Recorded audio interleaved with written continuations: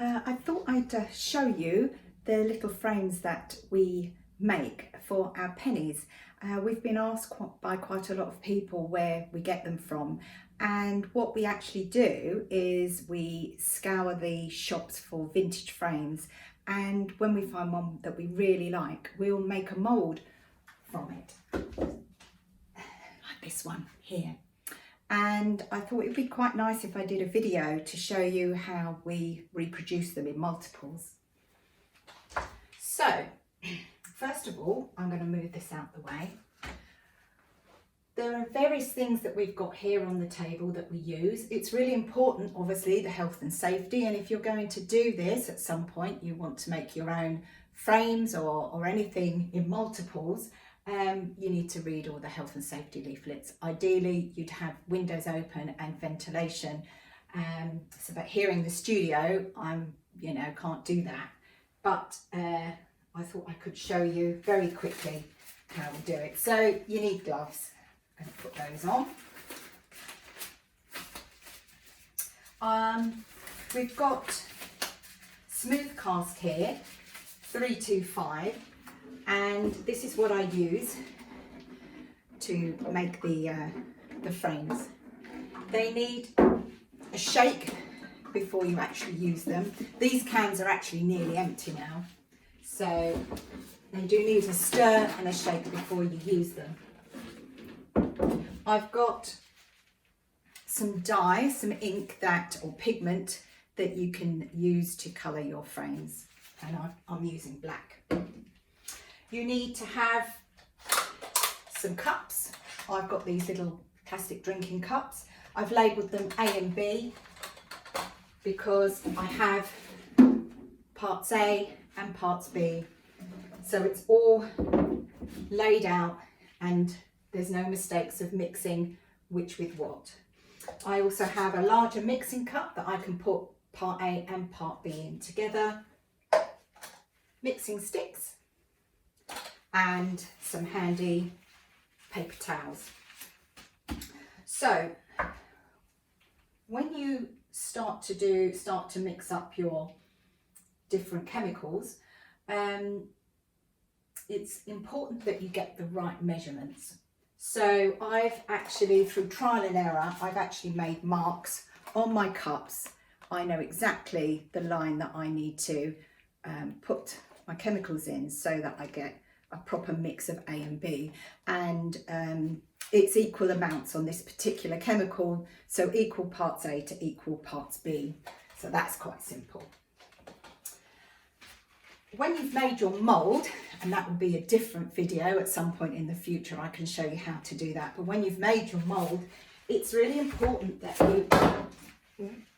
you use a release agent, because when you want to take your frame out of the mould, you want it to come out quite easily, and so a release agent is really important. So you give that a little spray, and you can use a brush to get in all the little cracks and crevices like this, smooth it round so that your release agent goes in all the detail necessary. So we're going to be making one of these little frames. We'll show you how. So the first thing, I'm going to measure out parts A and parts B. So I've given them a little shake. This is parts B.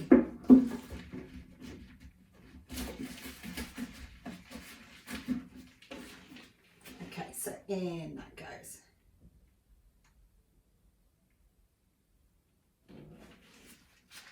A little tip, it's always worth wiping the tops of the cans just so that the lid doesn't get stuck. So I'm going to pour part A. Okay, so the thing is with part A, it crystallises, and I wasn't able to get the lid off, and so what I did was I drilled a hole in the top of the can. Well, actually I used a screwdriver with a hammer just to punch at the top and create a hole so I could actually pour it out.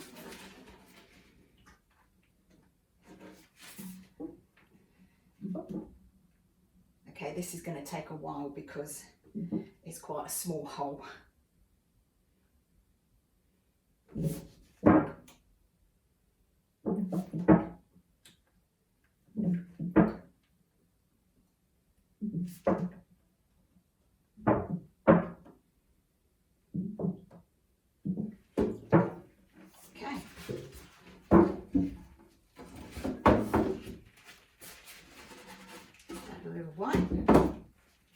So I've now got my measurements out. I'm going to add some colouring agent here, ink, to part B. So there's no kind of measurement as such. I've kind of learnt just to give quite a generous few drops just like this. I'm probably using far too much, but I'd rather the frames came out quite dark than being a wishy-washy grey. So you get one of your wooden sticks and you mix. And you want to make sure that the ink is well stirred into the chemical, like so. And this is part B, so the ink goes in to the part B chemical, like so. So here we have part A. So part A I'm going to now pour into my large mixing cup. And I'm just going to scrape around the edges of the cup just so that I get as much of the chemical into the mixing cup as possible. Okay. And now that looks like it's mixed really well. I'm going to pour part B in.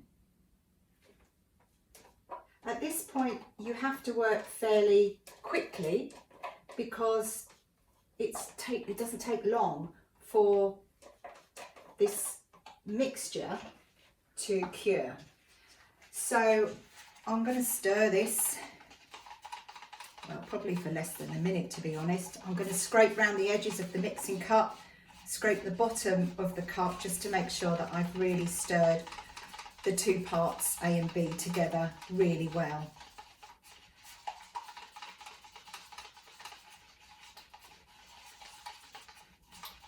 These chemicals do heat up as they're curing, so it's absolutely vital that you wear protective gloves.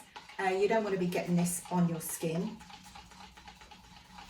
Okay, so I can actually feel the chemicals warming up now and it looks like it's well mixed. So I'm going to pour it in to the mould. Okay, there's an important knack to making sure that the chemical gets into all the detail, and by doing so what you have to do is just aim the cup in the one corner and let it pour really gently and steadily. Don't go too fast and just let the mixture find its own level.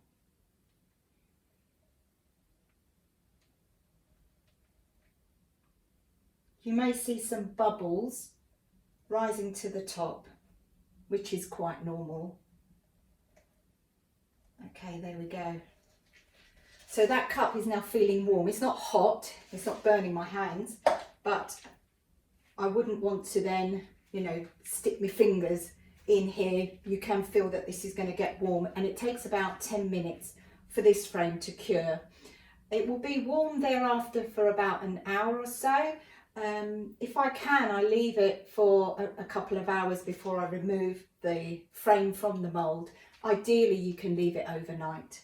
So this is one I made earlier. It's a different design.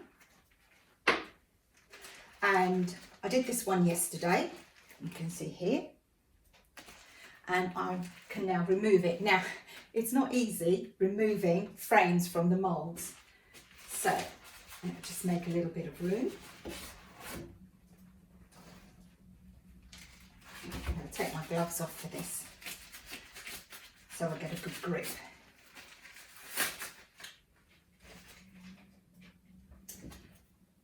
here we go.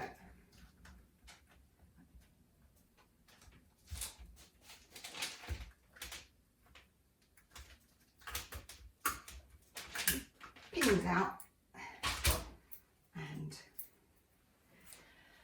so that's the one I made yesterday, and you can see there's a couple of little creamy spots on that. That's just some of the mould material that's just got stuck into the crevices, and they can be removed with a paintbrush. It's very easy.